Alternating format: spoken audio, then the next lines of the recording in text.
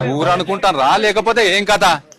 అమ్ముకోరి ఊరినంతా వీళ్ళే ఉన్నారు పోటుగాళ్ళు, ఊళ్ళే ఏకగ్రీవం చేస్తారట. ఏకగ్రీవం చెప్పురా మీ సంగతి ఏంది? ఏం సంగతి? ఎవరిని అడిగి చేస్తారు ఏకగ్రీవం? అందరం కూర్చుని పెట్టాము, అందరం కూర్చుని పెట్టి ఆలోచన చేసి ఊరుకు 30 లక్షలు ఇస్తాడు, దాన్ని ఆలోచన చేసే చేస్తాను. ఎందుకు తొందరపడతారు? ఆగు. అంటే మీరే ఉన్నారా ఊళ్ళే? అంటే ఊరంతా లేరా? ఏం చేస్తారు? మీరు ఎట్లా చెప్తే గట్ట నడవన్నా ఊరంతా? ఏం చేస్తాను? ఊరుకు డెవలప్ చేస్తాము. ఆయన చూసి ఆలోచన చేసి 30 లక్షలు ఇస్తాను కాబట్టి దాని గురించి ఆలోచన చేస్తాను. ఆగు, తొందరపడతారు. ఈయన 30 ఇస్తాడు, ఇంకోటి వచ్చి 40 ఇస్తాడు. మరి ఊరంతా అమ్ముర్రి, మీ జాగిరి ఉన్నది కదా ఊరంతా. అమ్ముతానమా?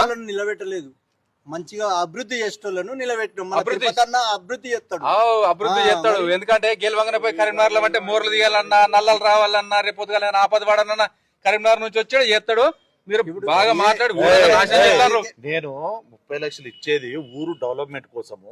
ఇప్పుడు కరీంనగర్ ఉండరా, వచ్చి ఇన్న ఉంటా ప్రేమతోటి ఊరు మన ఊరికి మంచి జరగాలని ఆలోచనతో చేస్తున్నా తప్ప అంటే గెలవగానే పోయి హైదరాబాద్ ఉండి కరీంనగర్ ఉండు కాదు.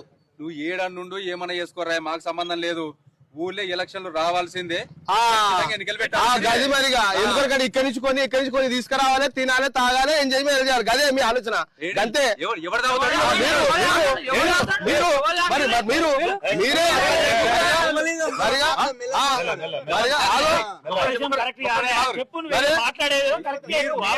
కరెక్ట్ కాదు. ఖచ్చితంగా ఎలక్షన్లు పెట్టాల్సిందే.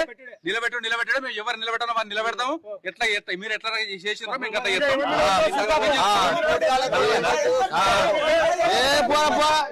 మీరు లొట్ట పిసుకాలతో ఏం కాదు.